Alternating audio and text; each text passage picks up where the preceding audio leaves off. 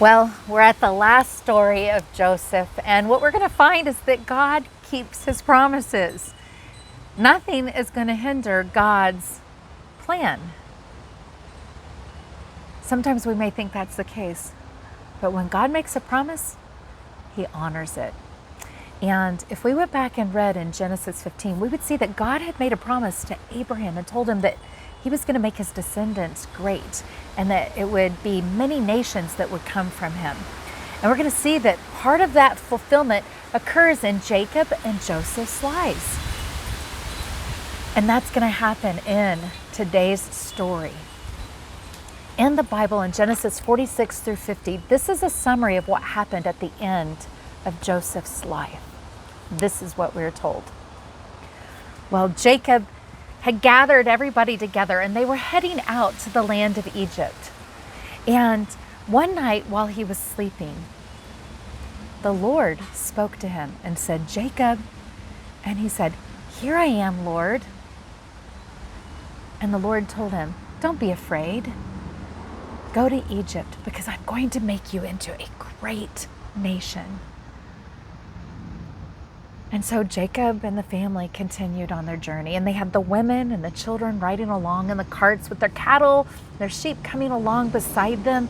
And because Joseph had told them to go to the land of Goshen, that is where they went.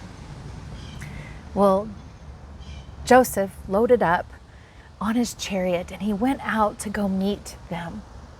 And when Jacob heard that Joseph was coming, he went out to greet him and he hugged him and he said, "I can die in peace now because I can see that you really are alive." Joseph gathered his brothers and he said, "Listen, I'm going to talk to the king about you and I'm going to let him know that you're shepherds and that I want you in the land of Goshen because Egyptians don't like shepherds." And he took 5 of his brothers and he went to the king. And the king greeted them and he said, What is it that you do?" And they said, "Well, we're shepherds." And he said, "Okay, Joseph, have them go into the land of Goshen. Give them the best of the land. And if any of your brothers are really good with sheep, have them watch over mine." And then he called the father, Jacob, to him. And he asked him, "How old are you?" And he said, "I'm 147 years old." And then Jacob blessed the king. He prayed a blessing over him and he asked God to give him his best. And then they went and lived in the land of Goshen. As time passed, it got harder and harder to survive with the famine. And the people had to start selling their cattle and their sheep in order to get food from Joseph. And when their cattle and sheep were gone, they then started to sell their fields and their land. And eventually, they had given that away too, and they still did not have food. So they started to go to Joseph to sell themselves, to be slaves and servants of the king. And this is how Joseph gathered up large crops and all the cattle and sheep and a lot of slaves and servants for the king. Well, Jacob called Joseph to come to him and he said, I'm not going to live much longer and I need you to make me a promise. Would you please promise me that you will take me back to where Abraham and Sarah and the rest of the family are buried in Canaan? Don't leave me here or bury me in Egypt." And Joseph said, "I promise." Well, time passed and Joseph received word that his father was sick. And so he got his 2 sons and they went to go see his father in the land of Goshen. And when Jacob heard that they had arrived, he sat up in bed and he called them over to him. And he realized somebody was with Joseph. You see, his eyes were going blind. And he's, "Who's with you?" And he said, "I have brought my 2 sons, Manasseh and Ephraim." And he reached out and put his hands on them and he said, "I want to bless them." I want to bless them the way I have been blessed. I want them to have what I have had. And he asked that the presence of God would be with them and that they would be great.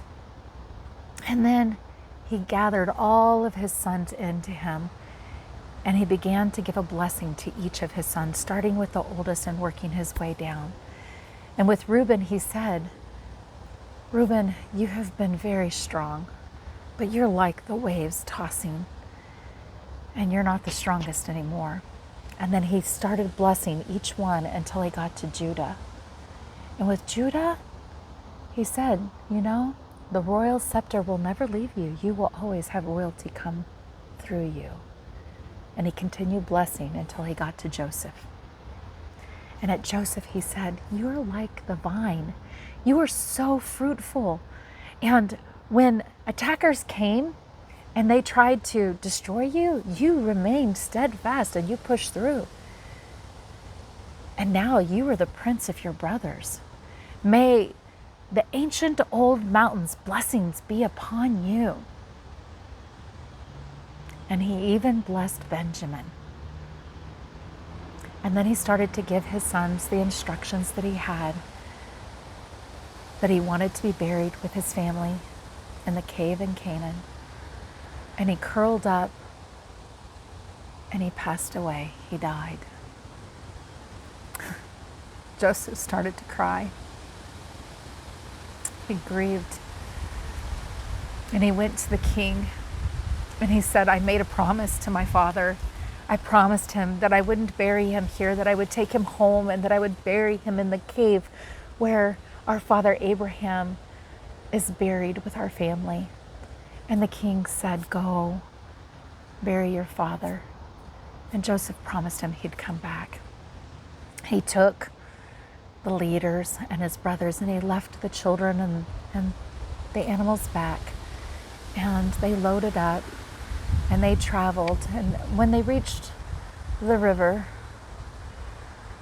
they went and they grieved for 7 days. They cried and they wept. And the people in the land said, the people of Egypt are very sad right now. And then they went on to the cave where their father Abraham had been buried. And they buried their dad. They made the journey back to Egypt, and when they settled in, the brothers started to talk amongst themselves, and they started to get afraid.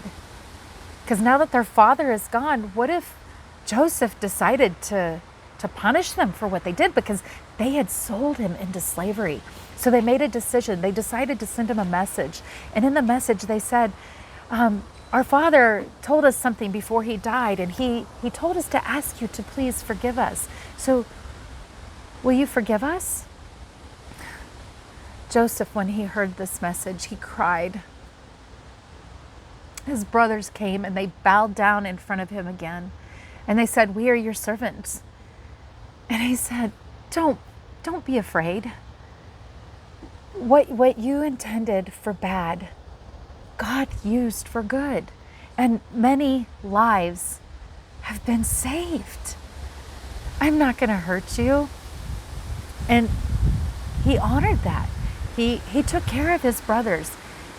And he asked his brothers, would you please make me a promise? When he got older, he said, promise me that you don't let me be buried here, but take me back to the land of Canaan.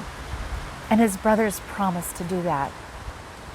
And when Joseph was 110 years old, when he had many great grandchildren, he ended up dying. And his brothers honored him and did take him back to the land of Canaan. May God honor the telling of his word.